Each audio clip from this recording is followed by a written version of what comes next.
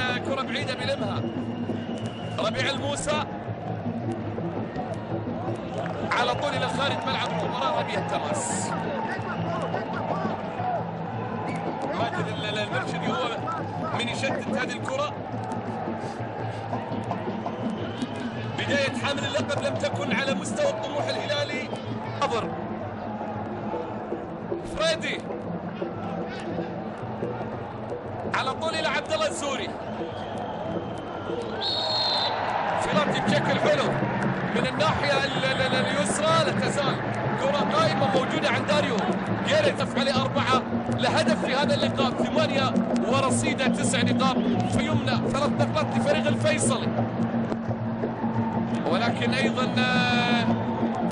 كرة غير مركزة ملعوبة بالخطأ. المرشدي بيشتت كرة الى خارج ملعب المباراة في محاولة لتعويض الهدف اللي سجل الهلال في دقيقة 36 من عمر الشوط الاول من المباراة.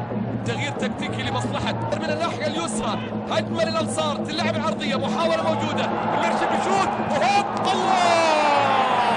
الله يا العتيبي الله يا العتيبي. كانت قوية تماما الند بالند.